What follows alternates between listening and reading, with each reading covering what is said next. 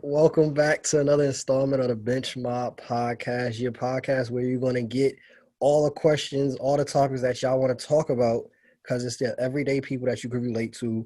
We're going to talk about it all, the sports, the pop culture, everything. Thank y'all for everybody that's been tuning in, that's been supporting, that's been liking, voting on the polls, everything like that. Keep going, bro.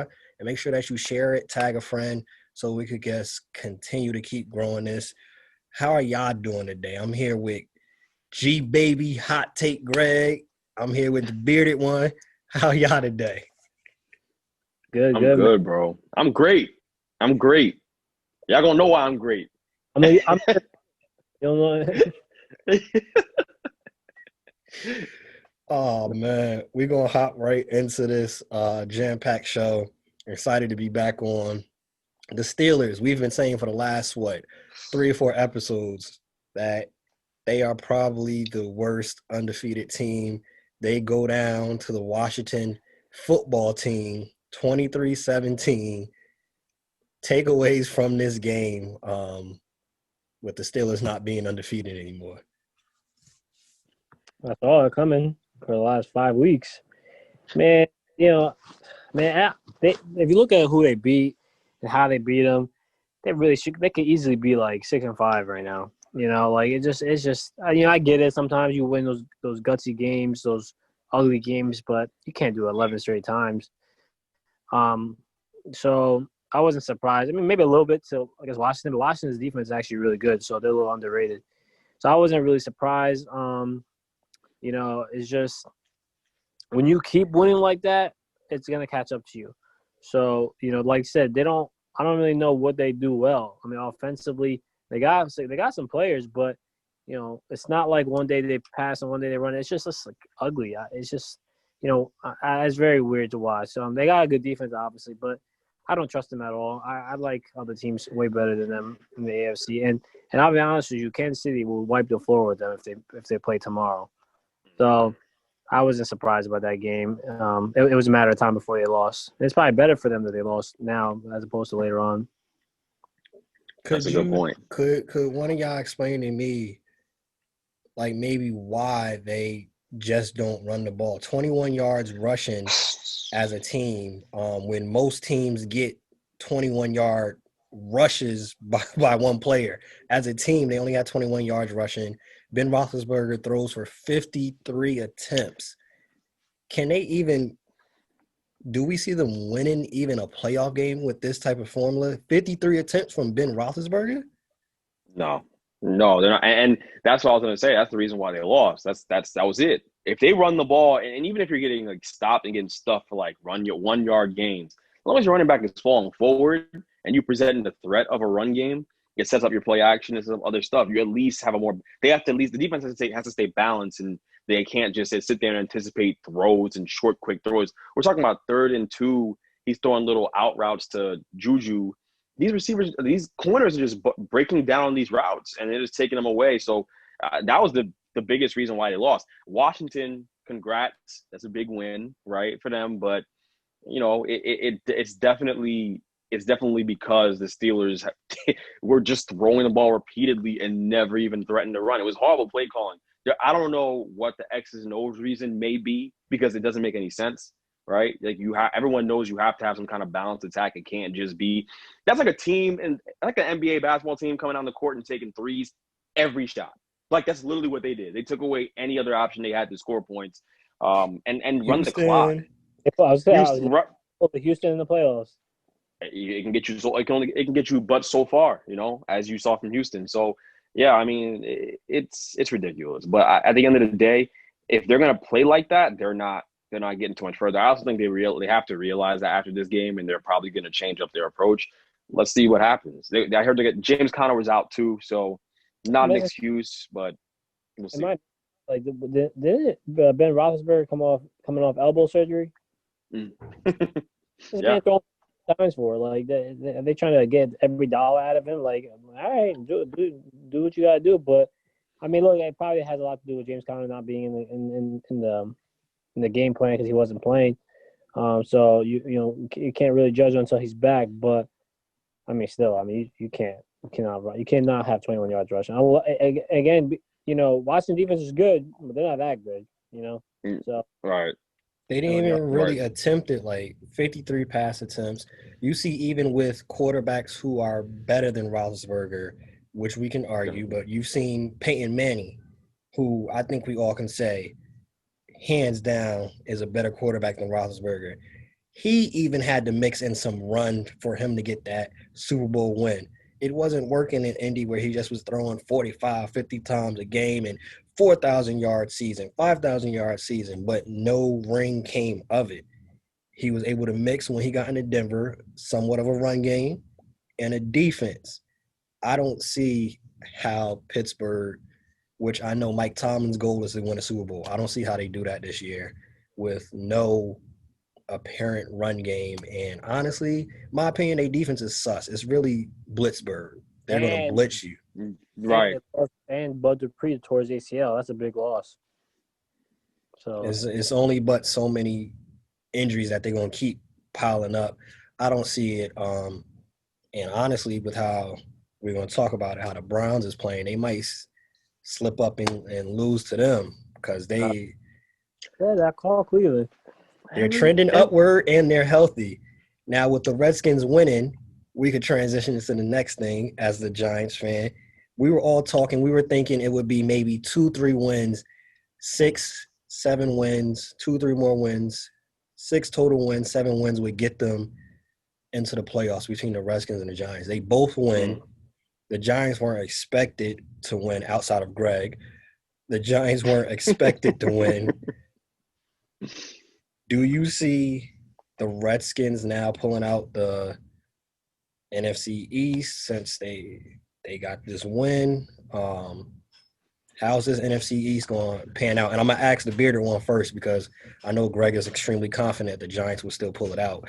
But do you see this being a tight race basically to week 17 now? Yeah, definitely. I think because these are just two average teams at the end of the day, and there's a reason why they're positioned the way they are at 5-7. I think I don't know what Daniel Jones' status is. Him coming back.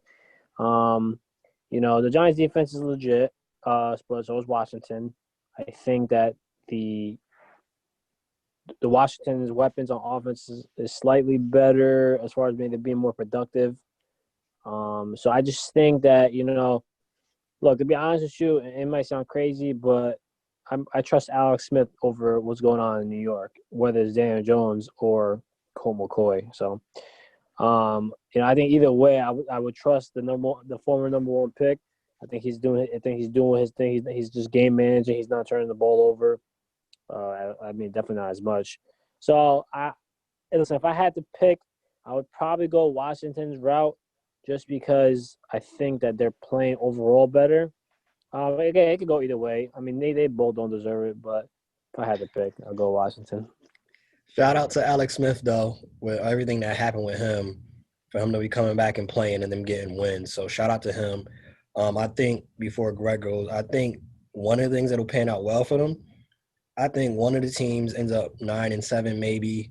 One of the teams end up 8-8. So they end up still with a decent record compared to how they started off to end up even 7-9 or 8-8 or 9-7.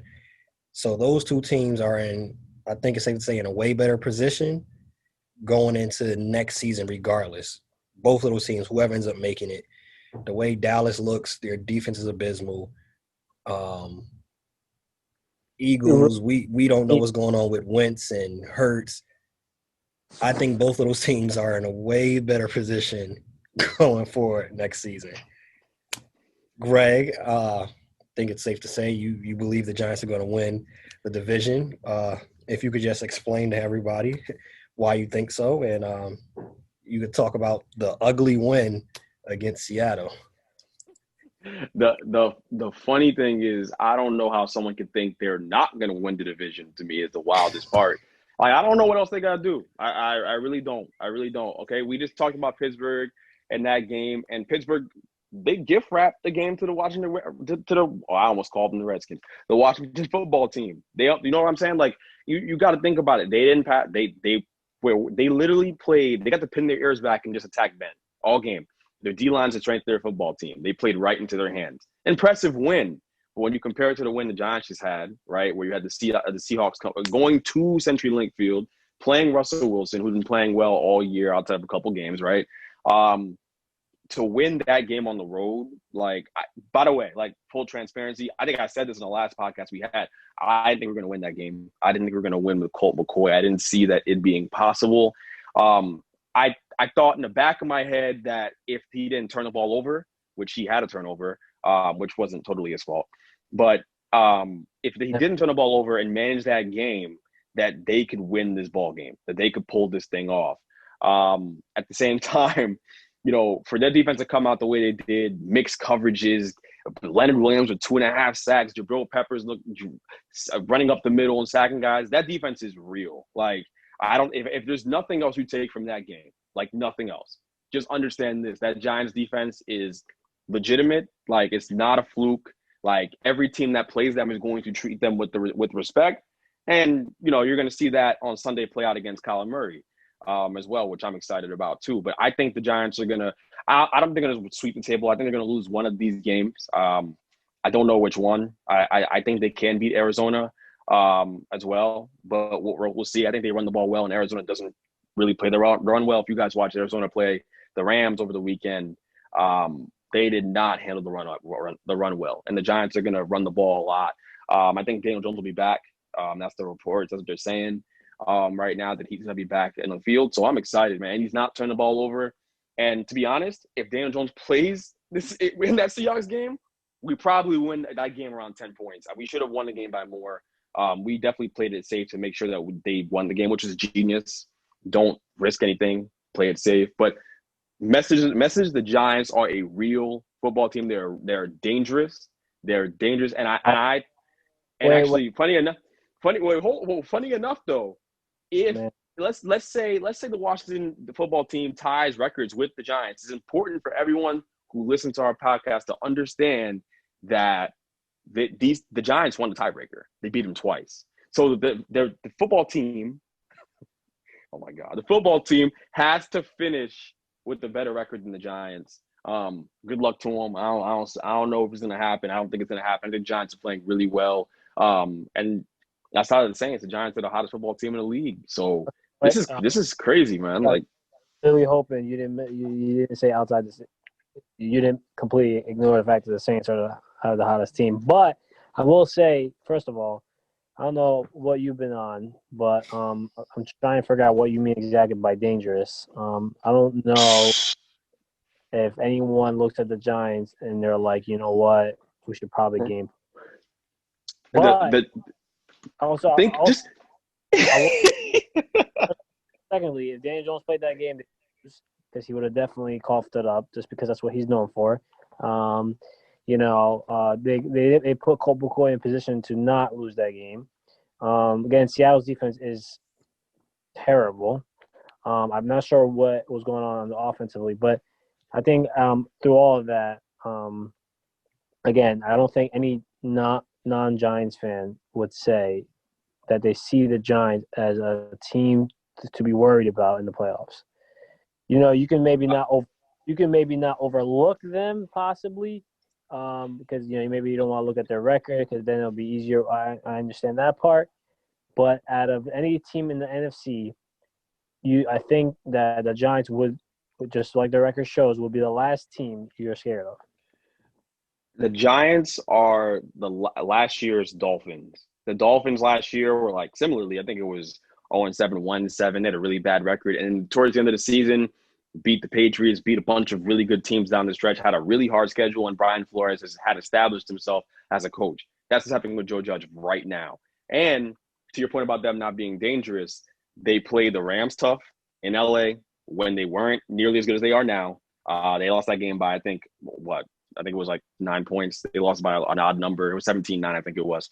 The Giants have played really good teams hard all year long. Even in the Steelers, funny enough, when everyone thought they were the steel curtain and everything like that, they lost that game, I think, by 7 points.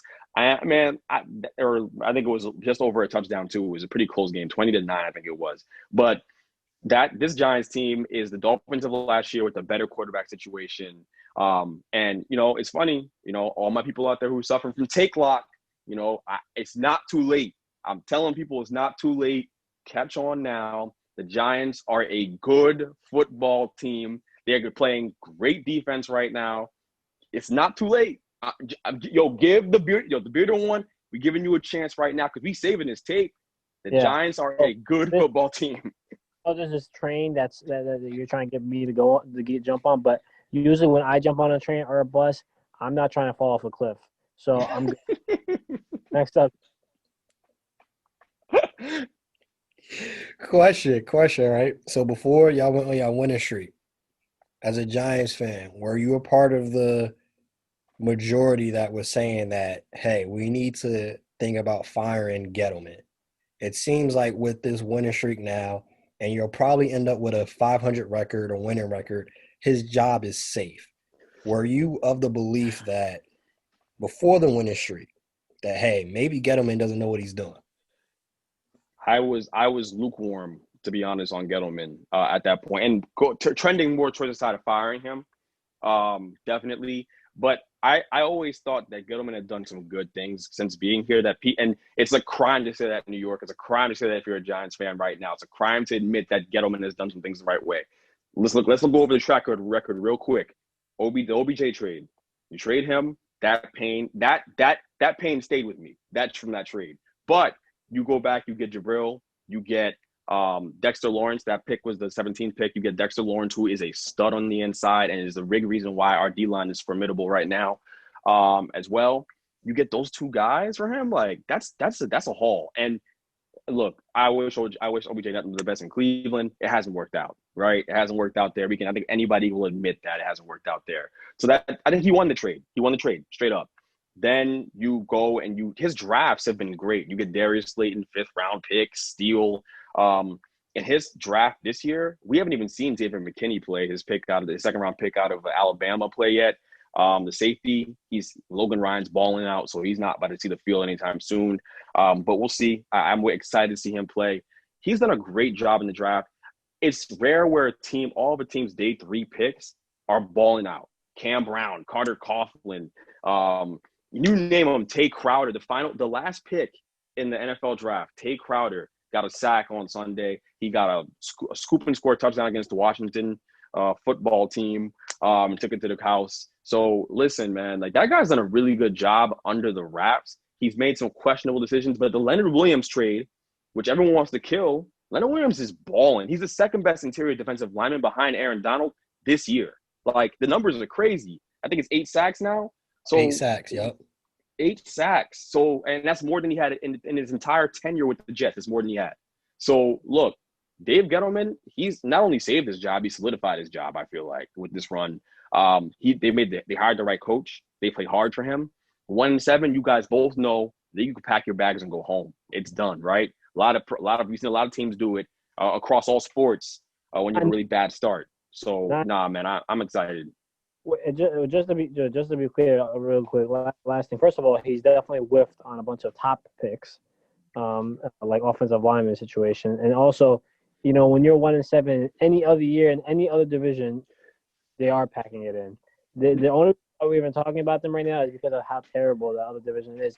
And to be honest with you, what's going on right now is probably the worst thing that can happen for the Giants, because Dave Gettleman is not a good GM. Like, there's a reason why he was on the hot seat. Now all of a sudden they're not playing better. They're not playing better for him. Like, he didn't do anything all of a sudden for them to get off the hot seat. They're just winning. They're winning games, but it's not because of him. It's because he hired the right coach. I'll give him that. But other than that, there was a reason he was on the hot seat. He's completely whiffed on some picks. Yeah. Well, I want to hear what picks you're talking about. The day one picks. Andrew Thomas. No, he's balling. He was the best left tackle in football last weekend. He's been playing great the last 4 weeks. He was, by PFF's numbers, the best left tackle in football last week. The couple week trend. Okay, that's fine, but it needs to be more consistent than that, because it could be matchups with that. He picked Eric Flowers, didn't he? I believe so. I I believe believe he played. who is the worst, one of the worst picks we've ever seen. So again, as a GM, you're not gonna always hit, but listen, I'll put it like this: I'm not mad he's not my GM, but we can move on. Transitioning to the other team across in the same city, the Jets. The Jets lose a last second game. Um, some say they won because they still get a top pick. What were some of your takeaways from this Jets game? And do you think Greg Williams should have been fired? He ends up getting fired from this game. Do you think Greg Williams should have been fired from this last second Jets loss to the Las Vegas Raiders? Of course, first of all, we all know what happened. The owner definitely made that call. It was like, yo, I'm going to need you to do an all-out blitz. We're not trying to win this game. Okay, so look, okay, Greg Williams has been the same way. They know what they does. They know the type of defense he does. I remember him with the Saints, the Rams. That's just what he does. Um, I've never seen. I don't care if you're known to be a blitzer. You did a zero blitz when the only thing that can beat you is a 50-yard touchdown pass or 45-yard touchdown pass. Now, we're not saying you can't blitz. You sent everybody but the 2 or 3 corners.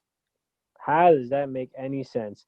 It was so predictable that the Raiders said, you know what, Darren Waller, you've been killing the Jets all year, and you're probably our best jump ball option. We need you to stay back to max protect on the offense. If that's not a sign that we know exactly what you're about to do, I don't know what to tell you. So I'm pretty sure, it's funny. I was letting somebody know that the Jets is about to win, jokingly, like they don't even know how to lose. And I spoke too soon because that next play I'm looking up, I'm like, did they just lose the game right now? Like I don't even know how that was possible. But and then okay, forget about all that. I blame that cornerback. That cornerback bit on a double move with the fastest play in the league, probably. Why are you jumping on a play that's 10 yards, 35 yards away from the end zone? Like that guy, I don't know what's going on there. So, not surprised. The Jets are going to jet. And it's just like I said. I think at the end of the day, I'm pretty sure they're not. No one's really upset besides probably the players because nobody's trying to go 0-16. That's always going to be remembered. Detroit Lions. So, I just think that at the end of the day, like I'm not surprised at all. I mean, all right, maybe I'm a little surprised, but it's just, look, the reality, like I said, the reality is the quarterback is not the problem, and I feel bad for Trevor Lawrence. I guess. I mean, kids are too late to say, is it too early? See, I think Trevor watching this between them and Jacksonville, I would try to go back and maybe get my master's or something like that. Like, I No, don't know if I'm. I'll probably him. They got a Yeah, running receiver. They got their defense. They got a couple people on defense. Like that's it, and they got money. Listen, you would be surprised that New York is a big market and stuff like that. But if I'm him, I want Jacksonville all day, every day, oh, because beautiful weather. that too. But like they got players, like people.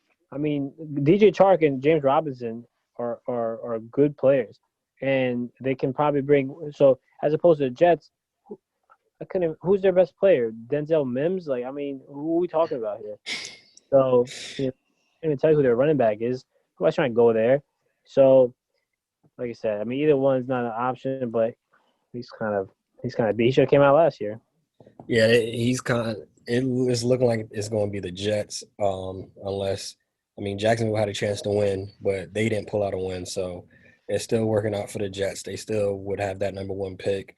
I just want to throw out there, playing, I guess, devil's advocate.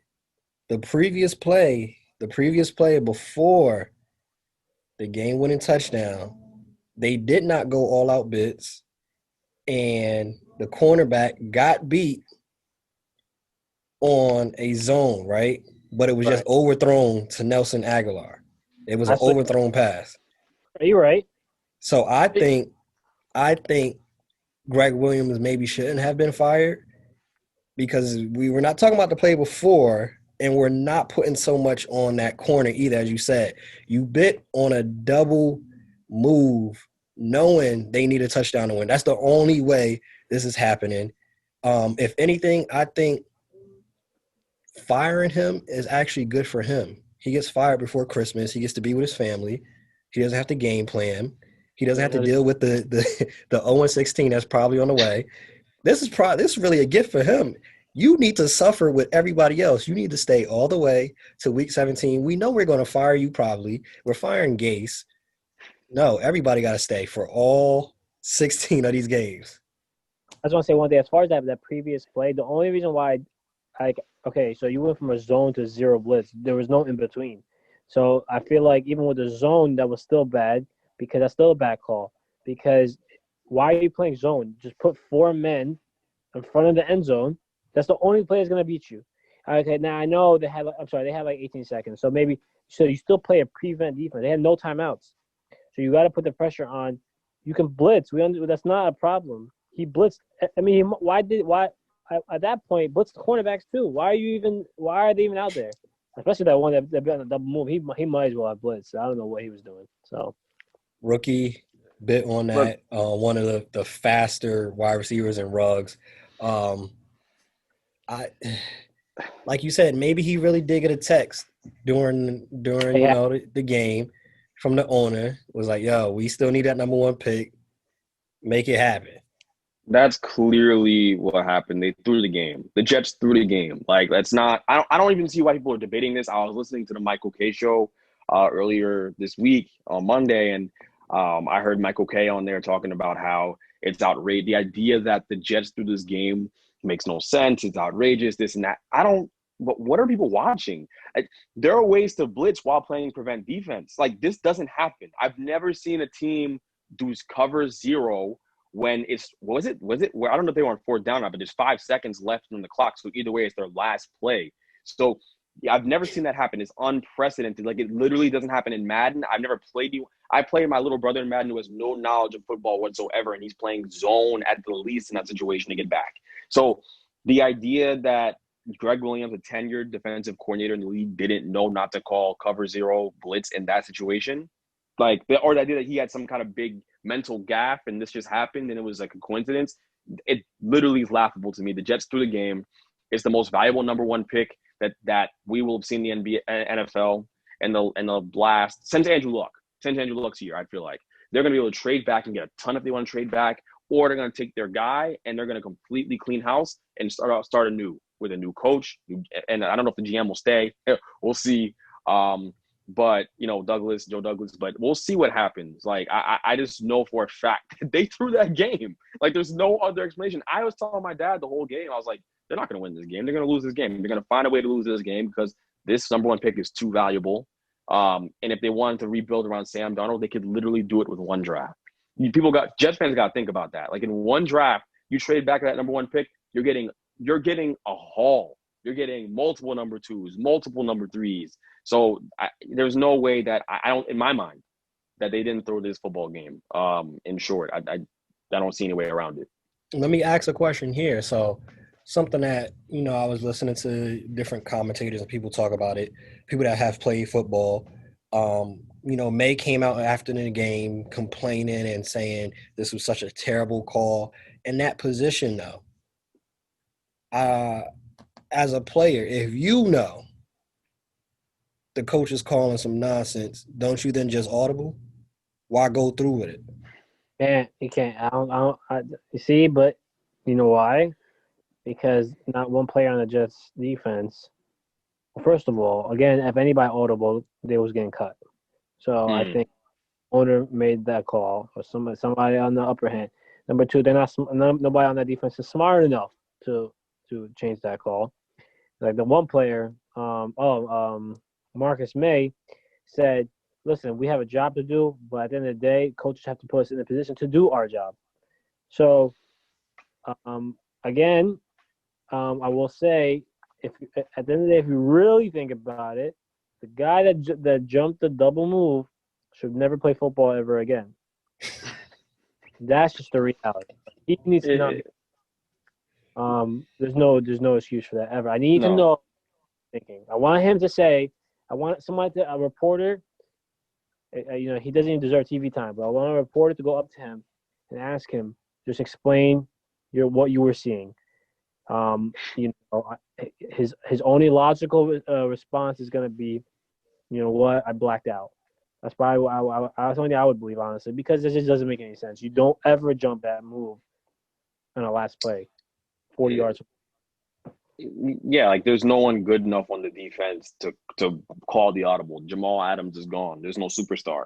So they don't have a leader on defense. Marcus May is probably the best player on defense. He actually had a good game, Marcus May. So I could see why he'd be so emotional after the game. But we all know what it was. Like I don't even know why I really am trying to understand. I know the Jets have to put up a front.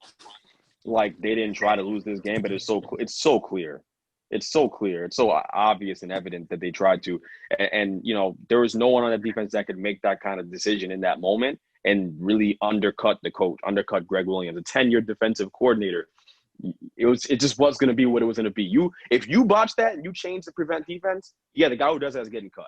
And because they are trying to lose, it's an order from the top. There's no way it's any way other way around it. Those guys looked emotionless on the sideline after it happened, right? Like the coaches, they weren't surprised. So, I mean, I completely get in regards to them trying to get that number one pick. My thing is you was going to trash the coach regardless. If it worked out, it didn't work out. My thing, if you got it in your headset that, hey, we about to run this play, we about to blitz, all right. If you got it in your headset and you come complaining after the end of the game, my opinion, you should have changed the call there. I personally don't want to hear it. Tell everybody, look, we're going to go and prevent. And then after the game, when Greg Williams gets mad, then tell everybody again, yo, he wanted to go blitz. He wanted to blitz 0. So then it's like, you feel me? Like, I think there's a few players in the league that can make that call. And there's 0 player on the Jets that could. Not one of them is on the Jets. Exactly. And the real question, the real conversation to be had about the Jets is, are there ramifications for like blatantly disrespecting the game? Because that's what they're doing. There's no other way around it. You're literally trying to lose. I've never seen a team try harder to lose and tank. Like there's some competitive examples, right? Like in other sports, right? It's particularly the NBA before they changed their structure. But like that was blatant. So are there ramifications long term for that? Because the Jets never had a winning culture, like ever, in my entire lifetime. So when you throw away chances to win ball games, which is something that's a rarity for them, But are there implications for that? Are you going to pay for that down the line? If I'm them, though, I mean, I listen. I don't really care about. I know that stain of being 0-16, but if I'm them, I'm not. I would definitely trade the 4 pick over winning games. I mean, I don't know who has a tiebreaker between them and Jacksonville. If they do end up tied, as of right now, like if the Jets would have won that game, I'm not sure who would have had that, but Jacksonville. Jacksonville would have had it. Yeah, so Jacksonville might sneak out another one. It's funny because I remember Jacksonville won the first game of the year against, I believe, against the Colts. They beat, and they lost 10 straight or 11 straight now. So Jacksonville said they're in a good situation. Even if they get the second overall pick, they're going to get Justin Fields. Well, they're going to get their quarterback. They're definitely trying to tank, and I know that for sure because Gardner Minshew said he's been ready for over a month. So. Oh yeah. The Jets did the same thing as Sam Darnold. Sam Darnold had the shoulder injury bothering him, and they held him out longer than they had to too, just to make sure they keep running Joe Flacco out there and tanking games. And so the Jaguars have multiple picks in the draft. They have a bunch of acquired, and then they're going to get their quarterback at some point here. I think it's going to be Justin Fields. So they're going to be set. They're in a better situation than the Jets are. That's what I think. Prayers out to Trevor Lawrence if he ends up having to go to the Jets. I pray for him, pray for his well-being. I pray for his sanity. Mental health is a real thing. To go to such a terrible organization like that, I don't think it turns around with Trevor Lawrence coming. You're going to need a whole lot more than that.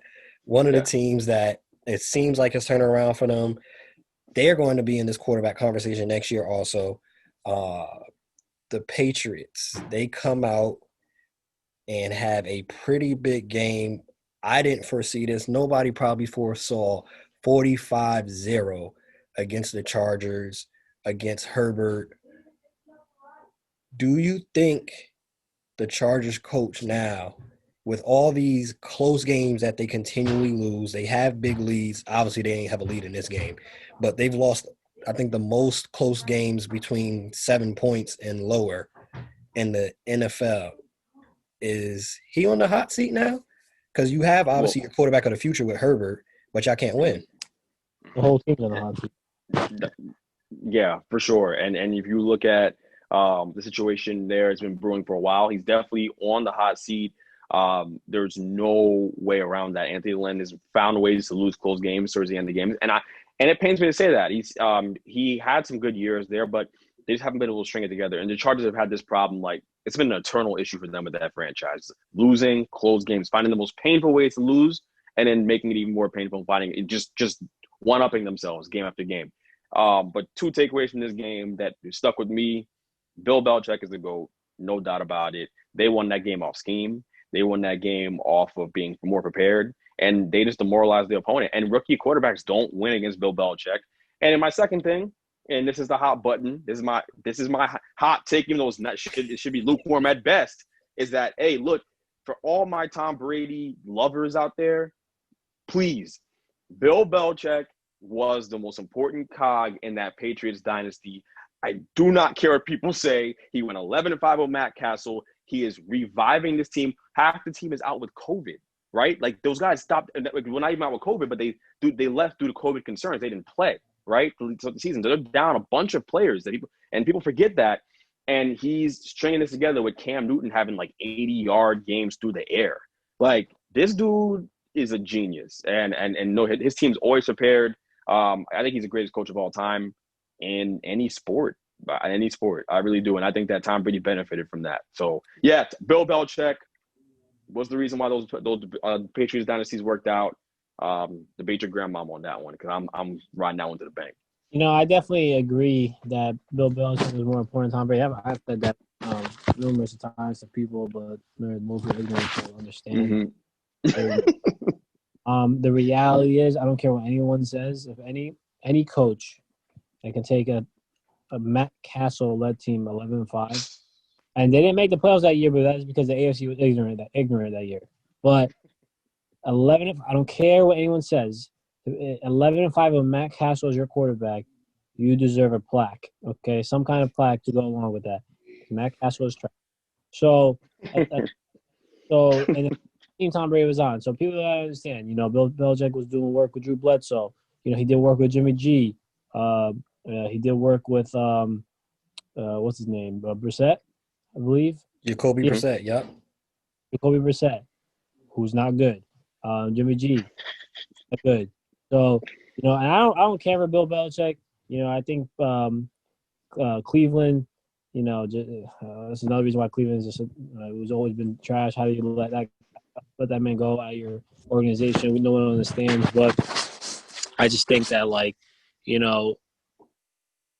look, the Patriots again, they're missing a lot of players. They're not making the playoffs. I don't care what anyone says, because it's just it's close, but I don't think they'll make the playoffs. As far as the blame for the Chargers, yeah, definitely. The whole coaching staff is on the hot seat. Especially Anthony Lynn. You can't find ways to lose. It's literally like just kneel the ball and you'll win the game. And for some situations, or run, but he decides to pass for some reason. They got players on that team. Derwin James is out for the year, but Joey Bosa, on offense, Allen. They got Eckler, and they got Mike Williams. So they got Hunter Henry. That's what's frustrating is what I don't understand. I don't care. You cannot lose 45-0 to a team that's not even that good.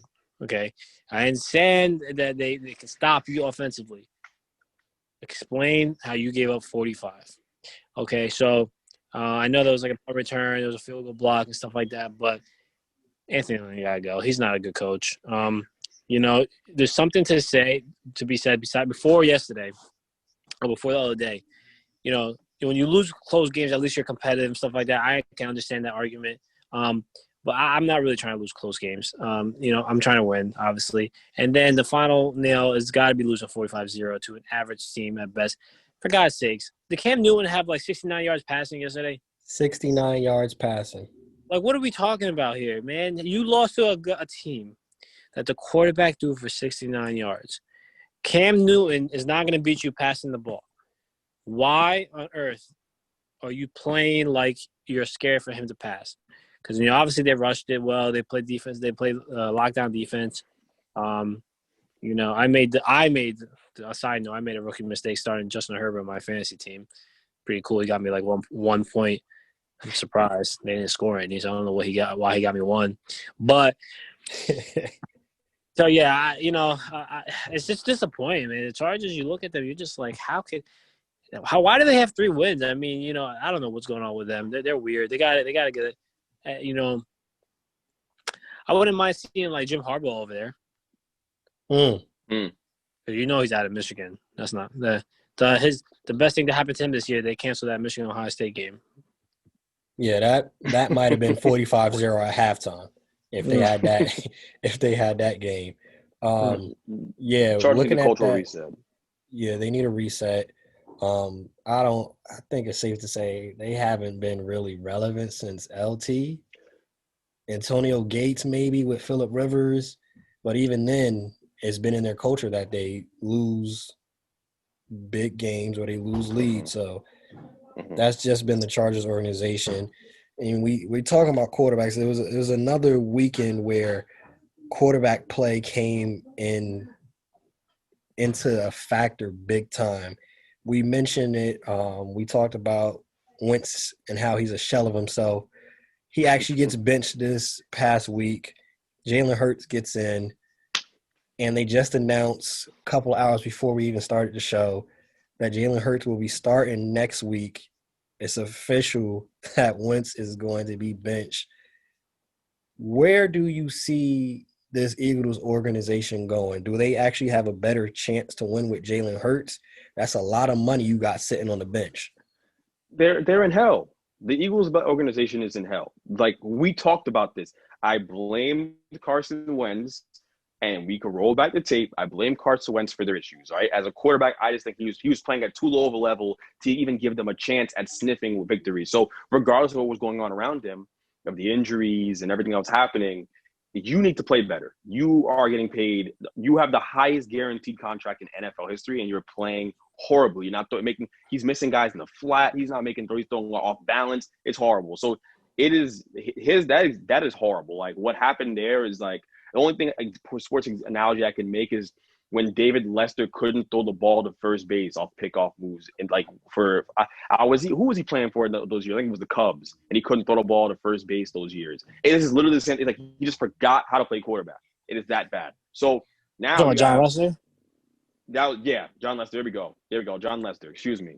So you look at Carson Wentz in the situation the Eagles are in now. You got all that money sitting on the bench.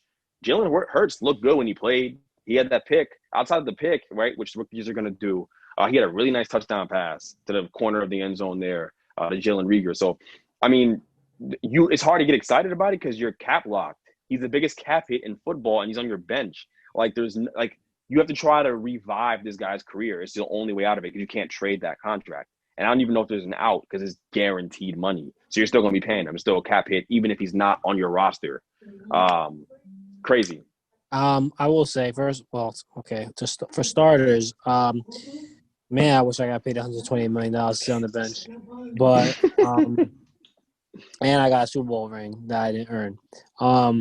But as far as I'm so excited to watch Jalen Hurts on Sunday, and mainly because I'm a Saints fan, because it's gonna get ugly.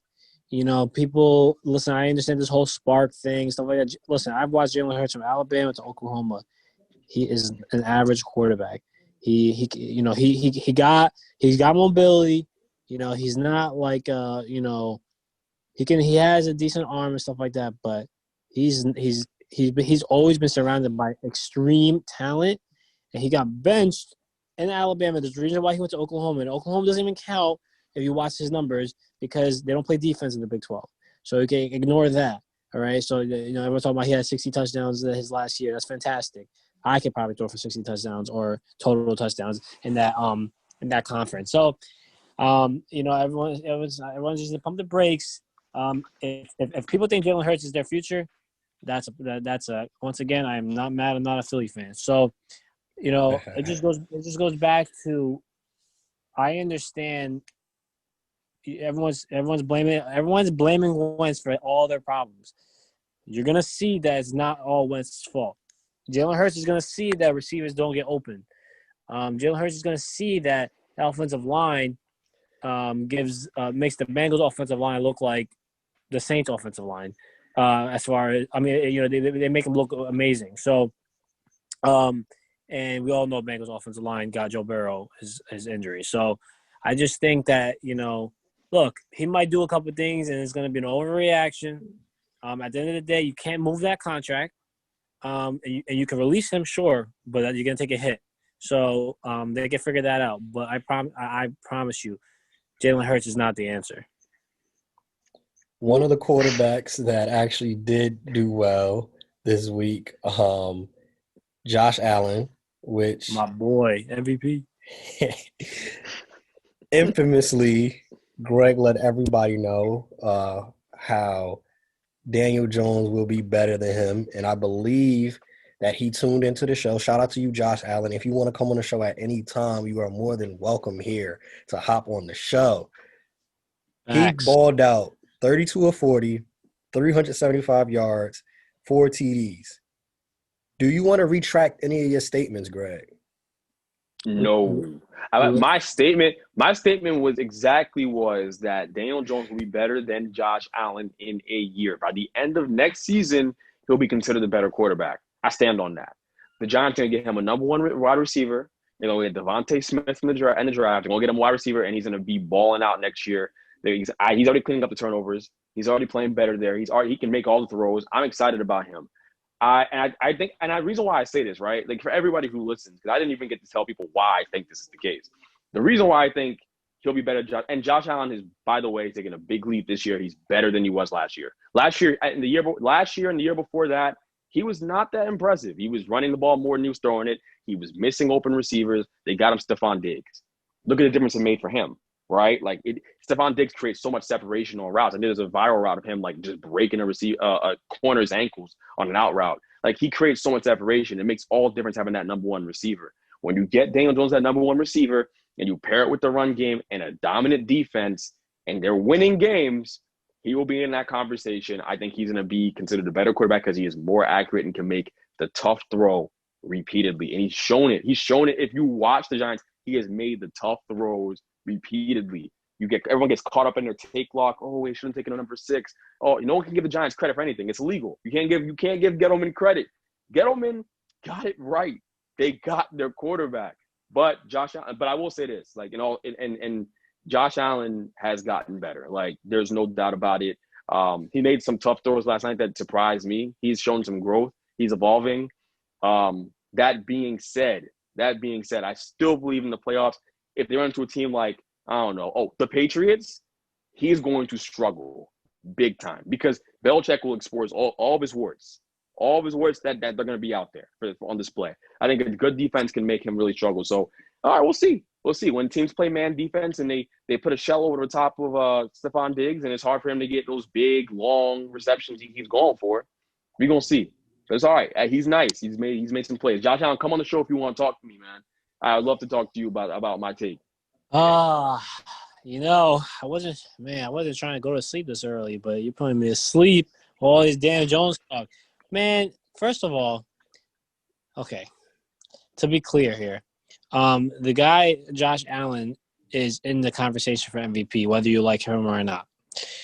There is absolutely no way Daniel Jones is going to be in that conversation next year. I don't care what he does. I promise you that will not be the case. So, at the very least, if he's not that, he's not going to be better than Josh Allen. So we take that to the side. I just think that with people, it's not about. Well, first of all, they definitely reached that Daniel Jones at 6 because ain't nobody was taking him then. That's why people are focused on that pick. And don't get me wrong, he's better than Dwayne Haskins, but that's not saying much because Dwayne Haskins is terrible.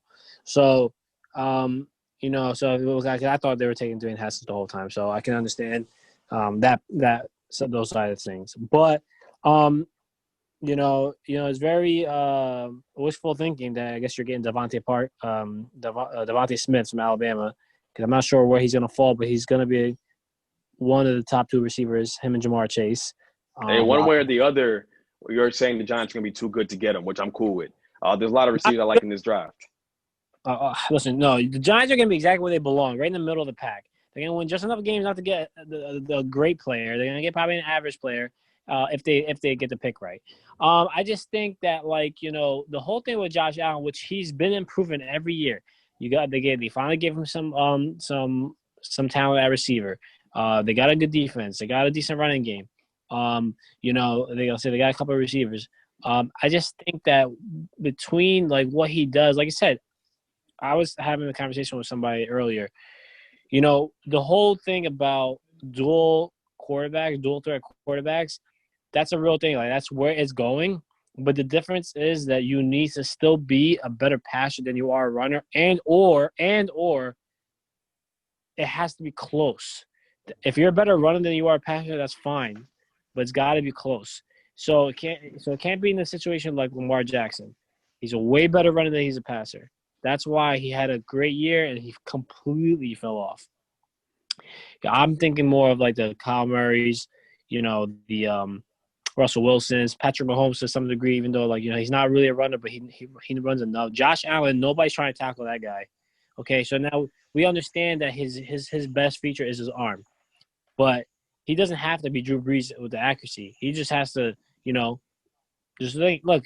I saw a stat. I think him and Drew Brees is the only players in history to have 3 games with 375 yards, 4 touchdowns, and 135 rating in the game.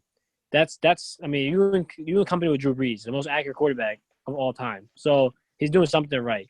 Whenever Daniel Jones has one of those games, we can discuss that stat again. But Hey. I just think we're giving. I think there's a little biasness coming from you because I think that if Daniel Jones was on any other team, I promise you, the future excitement, the future praise and stuff like that wouldn't be as high. So I've been brutally honest with myself about the Daniel Jones situation, the experiment was happening with him, right? And when they chose him, right, the first thing I did was I went to go watch his Duke tape because everybody was like, I didn't know who he was, like everybody else. So I watched his Duke tape and I was like, all right, I need to see what they saw. I need to see something. I go back and watch it. Every single throw this guy made in college was contested. Those receivers were horrible. The line was horrible. It was a bad team. Every single throw was into a super tight window. So to have I think he had 22 touchdowns this senior, 9 interceptions, threw for almost 60% completion. I was like, that's impressive. Against great comp, like Clemson, great ACC competition. So all right, I go back, I watch that. Cool. His rookie year, I think he had 3 games with 4 touchdowns his rookie year. I think he had one against Detroit. I think he had one against Washington at the end of the season. And there was another 4-touchdown game he had too. And I'm just blanking right now, but I think he was one of the only quarterbacks to do that, rookie quarterbacks to do that. He has shown flashes repeatedly that he's going to be a really, really good quarterback in the league. And people are asleep because they have take lock. Take lock, my friends. To all the bench mob listeners, take lock is when you make a take, like I do all the time, and you don't admit when you're wrong. You lock in on that pick.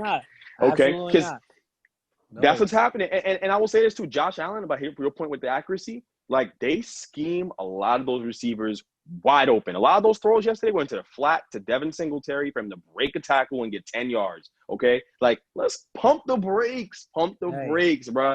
He's going to show you. We're going to have to see because against the Patriots last year in the playoffs, we had to see. They put that pressure on him, and they really did a good job of playing man-to-man coverage, making him make tight throws all game, and he couldn't do it. He didn't have to. Fair enough. We're going to see. Fair enough. I like that. We're gonna see. Just to be clear though, just so before we transition, whether you like him or not, Baker Mayfield has shown flashes too. That doesn't mean anything. Not the same.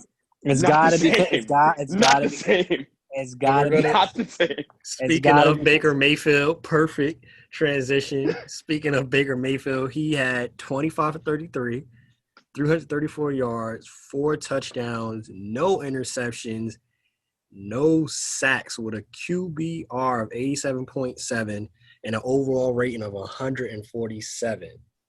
Takeaways from Baker Mayfield's game, and are we seeing the Browns as possibly not only making the playoffs, but maybe getting a playoff win? They are one of 3 teams that have not seen a playoff win, I think, in over 15, 20 years. It's them, Buffalo, and Detroit that have not been able to see an actual playoff win since, I think, the 90s.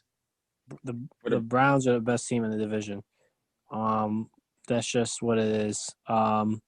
If Baker just doesn't, if he just manages the game, and I think that I sadly enough, the OBJ injury has made him look so much better because he's not focusing on, OBJ is the type of player, if he doesn't get targets, it's not going to be pretty. If Peoples Jones or Higgins, all these guys, they don't get targets, it's like, yeah, they're not gonna really make that big of a deal. Of course, everybody wants targets, but they're not gonna make that big of a deal. They got the number 1 rushing offense, and I just think that, especially when Myles Garrett came back off the COVID list, their defense is formidable. Again, if you're choosing between Big Ben and Baker, you're gonna go with Big Ben just because he's the Hall of Famer. He's won a couple of rings. But even though I don't really trust him that much this year, but I don't really trust Baker either. Well, if Baker just plays like how he played yesterday, I know it's easier said than done. They easily can win a playoff game, and if I'm Pittsburgh, I don't want to play them. I mean, that's not like they're 9-3 for a reason. Like they're not.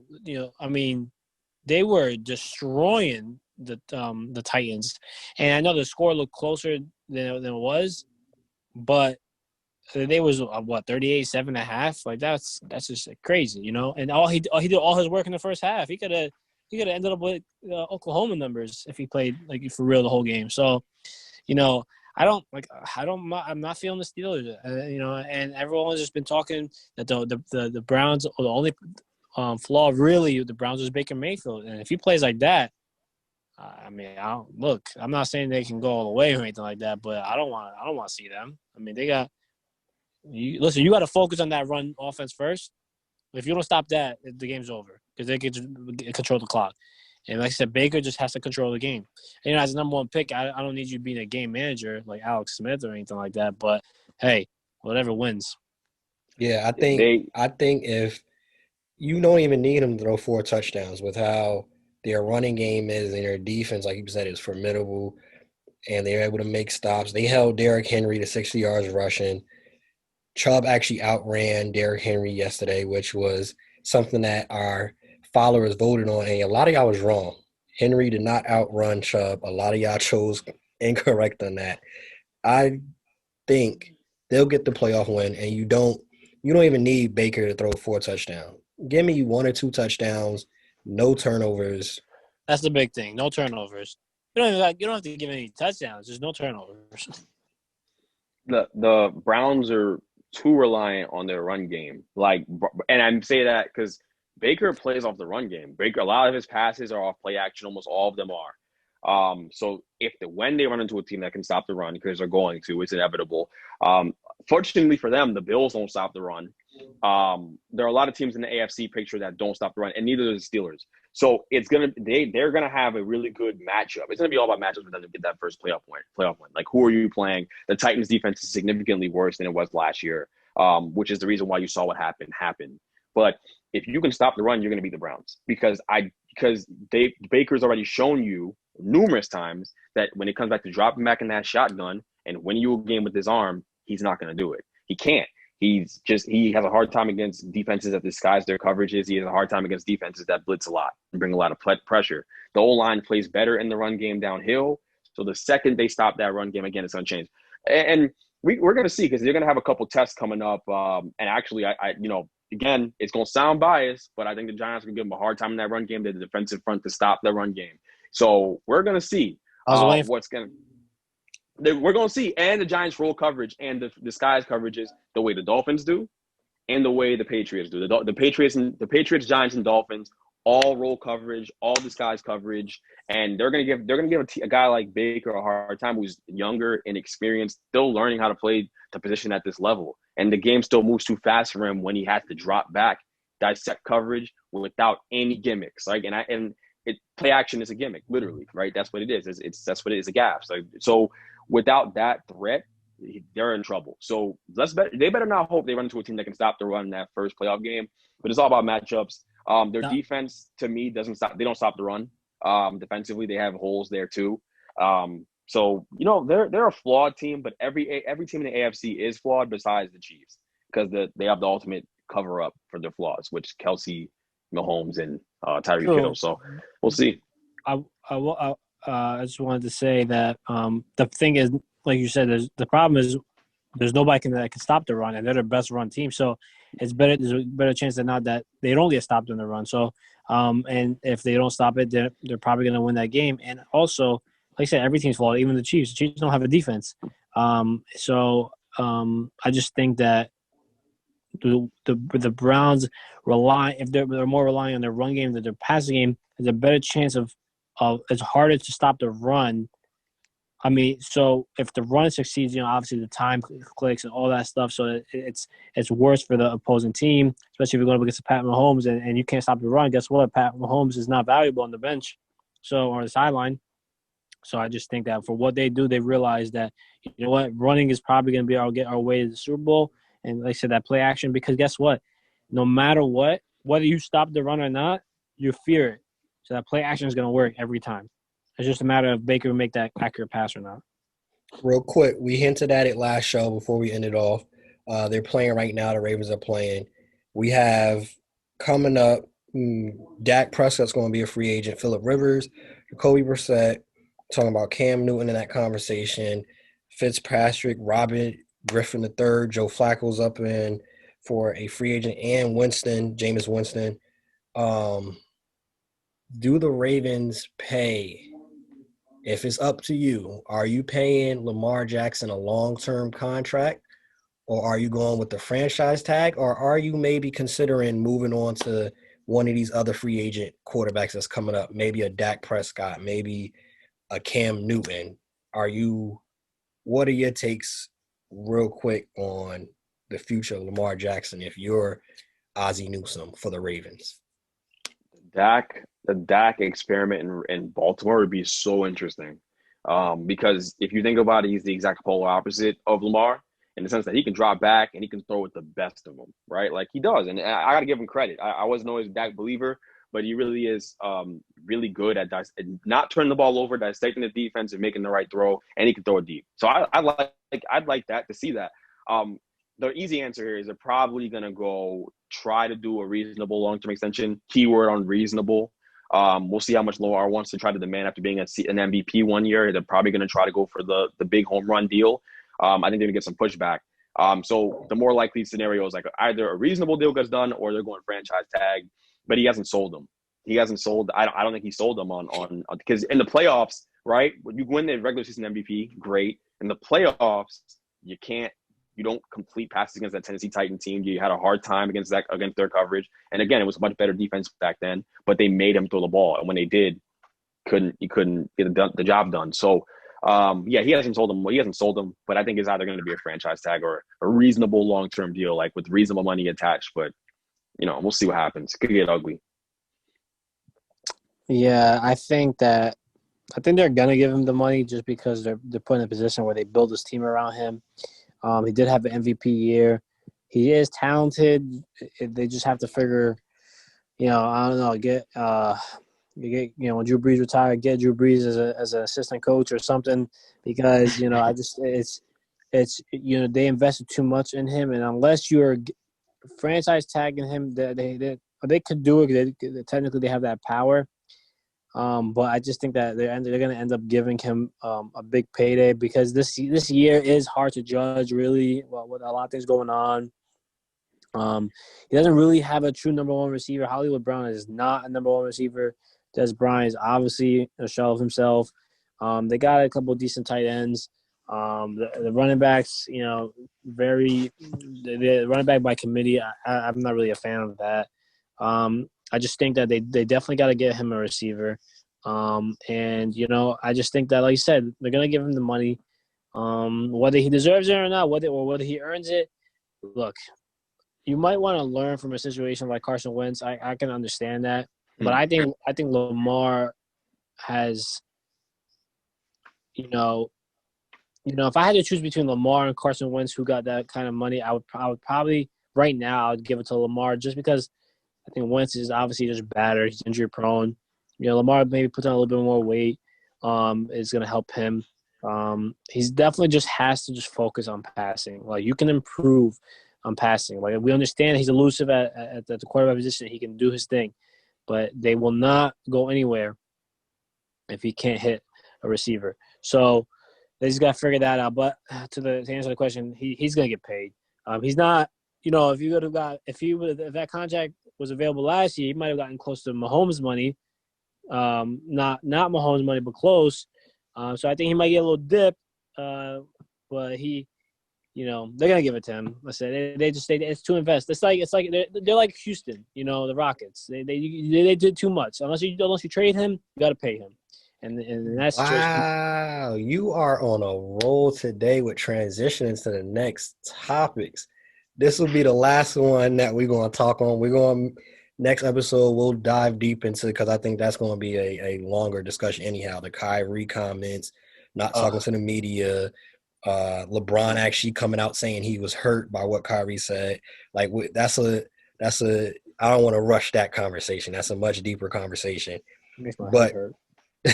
transitioning to Houston, Harden has been a no-show up until today, up until a couple of hours ago. He's been a no-show. He's been out partying with Lil Baby. He's been out at the clubs, the strip clubs. He's been taking photos, no max, everything. What's your takeaways on Harden? He says he open to being traded to Philly. Do you think this trade happens to Philly? Do you think he gets traded? Is he going about this the right way? It's clear he doesn't want to be in Houston, but is he going about his business the right way? He's definitely getting traded. We talked about this in the last show a couple of times. Again, the NBA superstar exerting his power, right? This is it was getting close to being a breach of contract when he didn't report to practice earlier on, because obviously you got that deal, you signed a contract, you're not coming in for your coronavirus testing, you're telling him you're going to show up to a late night workout, and then you just don't show up.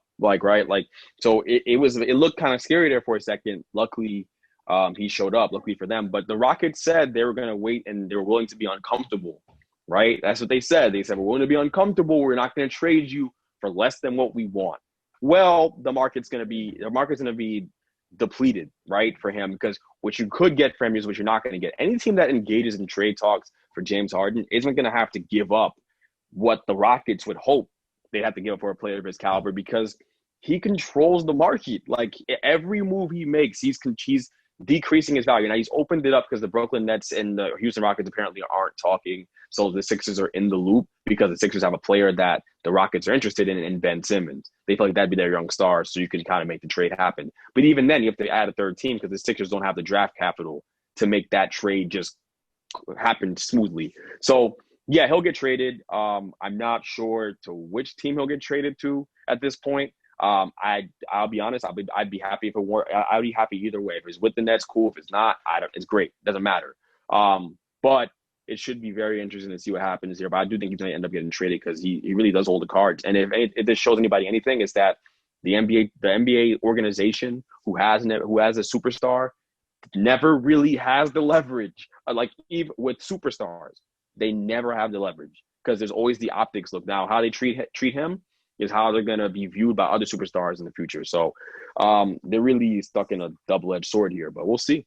Hey, Jay, so let me ask you this, right? So shout out to Johnny Cueto. Shout out my man Johnny. We put it on our IG, He said on Twitter, just like the Nuggets gave away Melo for a bunch of role players, if a star doesn't want to be there, the organization rather get rid of him for nothing than to have him mess up the team or the locker room. It's a business. Do you see the same thing happening with Houston? As Greg just alluded to, they want a star, but it's looking very much like it's going to be that Nugget situation where they're getting role players. You know, it's interesting because I remember, I saw that tweet, and I remember when that happened, and I recall, if I'm not mistaken, that the Nuggets weren't relevant for a long time because of that trade. So this whole notion that it's a business and stars control. I'd rather not mess up the chemistry. I'd rather do this. I'd rather do that. I'm trying to be relevant. I can deal with 6 months, a year, or 2 years because I have a business. I have a team to run. I have a business to run. So, I'm not gonna sell myself short to make you happy because you're making me miserable for temporarily when the end game is to be happy. Obviously, in the permanently or in the future. So, so look, I know that the star players do control a lot of stuff, but if I'm running an organization, guess what? You want to get paid, you're gonna show up, you're gonna play, you want to do all this stuff. You so-called being hurt, you want to fake an injury, you want to be out for a year. That hurts your pockets off the court because just like John Wall hasn't played in 2 years, he lost his Adidas contract. So you can do all that, you're hurting yourself. And you could be hurting us too, sure. But I'm not going to take a bad deal just to make you happy. Guess what? At the end of the day, he's gonna get traded. But Greg was hell bent in believing he was going to Brooklyn, and I told him it's not happening. If anything, it's Philly. I made that prediction. I said he's going to Philly. Now, I think that just because Daryl Morey is talking about, I want to see, I want to hold on to Ben Simmons and Embiid. We already seen that combination. It does not work. We got to move on. And I think Daryl Morey is smart. First of all, Daryl Morey loves James Harden. So if anyone believes that he'd rather Ben Simmons over James Harden, that's delusional. So he's just trying to make it, to the Rockets or just the public, like that Ben Simmons is a valuable piece, which he is. So I know what he's doing. He's playing the game. So again, it might have to be a 3-team deal, but that's why I think that's going to end up happening. But no, like I said, to answer your question, I don't think that I'm not going to take a bad deal because I don't want my chemistry to be messed up. Because guess what? That chemistry is the chemistry is destroyed anyways. And to be honest with you, they built the team around him. Like people don't fail to realize they tried with Dwight Howard, they tried it with Chris Paul, they tried with Westbrook. They didn't try with John Wall, or they kind of about to. But at what point is it James Harden's fault? Like he's the toxic one. He's the person that's not. So we did everything you wanted, and now you want out because nothing worked, and now you're just gonna leave us in a situation where we have to take a deal just to put you in a position to be wherever you want to be. No, that's not how it works. NBA stars do control, but somebody, somebody's got to put their foot down. Like there's a difference. He's gonna get traded, but you have to control where he gets traded. He has zero leverage in that sense. He has 2 years left on his deal. I know people might not want to trade for somebody if he doesn't agree to the extension, but you have to control. If that's the case, what are the point of contracts? 4 years, 3 years left on the deal. I get it. There is a different topic. Part of it where people say you should play out your contract, but owners don't respect contracts because they trade you when they just signed you. So I don't believe that either. But just to go back to the deals and stuff like that, no, I don't think you can't. That Melo thing. Do people realize that even in Melo's situation that was dumb? Wait 6 months, you can go to a loaded team. Like what do you? That made no sense on his part. I don't know who's worse. Yeah. That didn't make sense on Melo's part. He could have just waited. The Knicks could have just waited and more likely would have got him in free agency.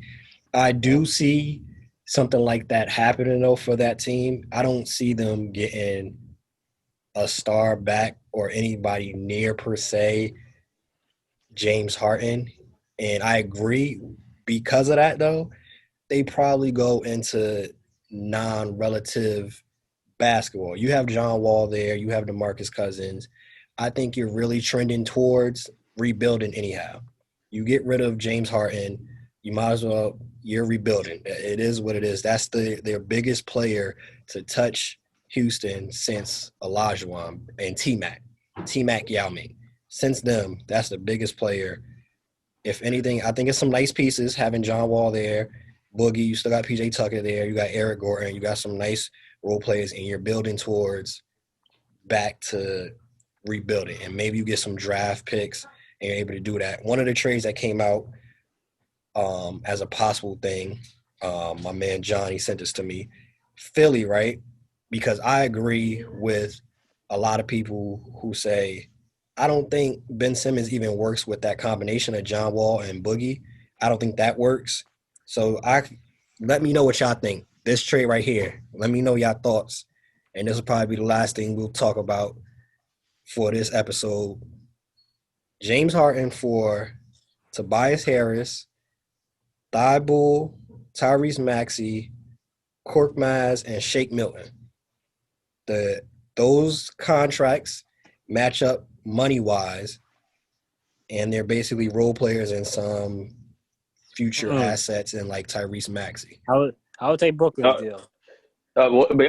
Here's my thing. So I'm glad you said that, bro, because the reality is, if he's really just watering down his trade market. That's what he's doing, right? A team that trades for him knows that we trade for him, and he doesn't want to be here. He's not gonna show up.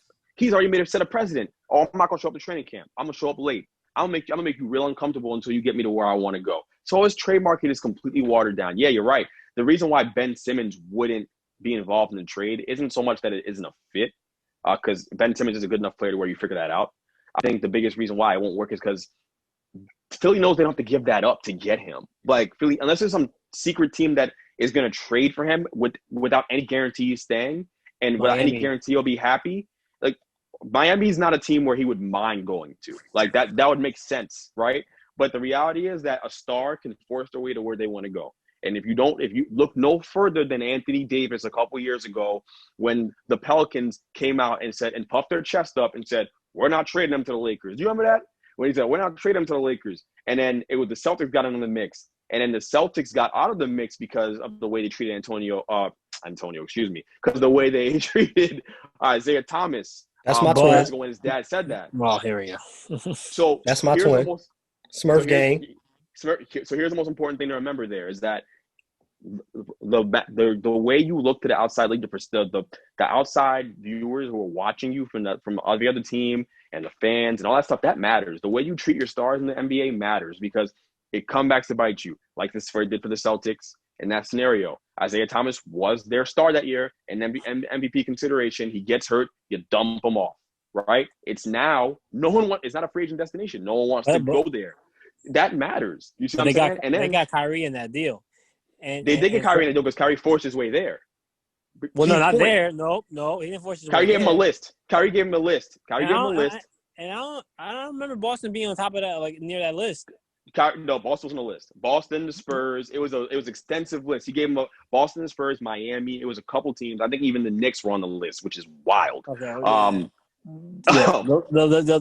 last thing I'm gonna say as far as this topic, as far as the whole Anthony Davis situation goes, you do realize that he had to wait. So he's gonna get. So I told you he's gonna get traded, and he might end up going to where he wants to go. Which is Brooklyn. If I'm not mistaken, you said it's gonna happen this year, or if not before training camp. My point is, if I'm Houston, and it's gonna happen, I don't have to do it right now. That's my point. I don't disagree with it. I agree that if I am Houston, maybe this is as you said, this is the first organization team where they're like, I'm gonna put my foot down and hey, we could just butt heads. I don't think it's gonna happen that way. But for me personally, I'd like to see it. I'd like to see it just as a refreshing thing of like, all right, we're gonna put our foots down because technically speaking, if we really look at it, he still is under contract for 2 years. And we can look at it vice versa. Owners will trade you with no problem, no thought. So I'm all for the players taking control of their narrative. I'm all for that. But he still does have 2 years left on his contract. And me, as an owner, as a business, I'd rather take my chances, maybe. Let's be stubborn. And I save money. Don't show up. That's fine with me. I don't have to pay you. Don't show up. You could stay partying with little baby. You could find out if he's cheating on his girl. You could do all that. That's cool. Catch COVID. It's great. You don't have to show up. I don't have to pay you. And we could just do that. I think he does get traded. And this is our era now. Players control the narrative. Players move where they want to go ultimately. And that's really what it is where we are at in the NBA. Everybody wants to play with their friends, and hopefully you get something out of that. So their best bet, unlike, you feel me, like I get why they eventually traded AD, because you got something back. You never want to be able to lose your star for nothing. So it's just a matter of time. They just got to find the right trade where they're comfortable with the assets that come back. They're not going to get a star back. He's going If you remember I'm sorry, bro. If you remember the deal for AD real quick, didn't get a star back. Didn't get they got Lonzo. They didn't get no star back. They didn't get it. Well, Brandon Ingram, okay, young piece, nice shiny toy. But to be fair, the Lakers started to offer. Yeah, they did, and they did. That's part of, and that's what I'm saying. I think it's similar to Brooklyn in that sense, where they've got the best offer in the market in case the Sixers want to hang on to Ben Simmons. You got Karis LeVert, he's a really young stud. He's a good player. So look, we'll see, man. We'll see what they do. I told y'all I'm good. I'm good if they don't trade for him, because I feel like the Nets can contend this year with that roster in place. But this is, if I'm looking at it from like just the overall view from the NBA standpoint, this is an issue they're going to deal with in negotiations for a long time. They're going to have to deal with this, and they're going to have to figure this out in future CBAs. Yep, we'll see what goes from here on out. Preseason hasn't even started yet, so the NBA is off to a lot of reports, a lot of news, everything happening. But this concludes this episode, this installment of the Bench Mob Podcast. Make sure you subscribe, make sure you share it, tag a friend, tell your baby moms, tell your uncle, tell your cousin, even if y'all not talking. This is a great way to bring everybody back together. The Bench Mob, we connect people. We are all about unification. So go watch it, tag somebody. Yeah, I know the vibes. If you stay ready, you ain't got to get ready. You feel me? Bench Mob, we out. Peace. Peace.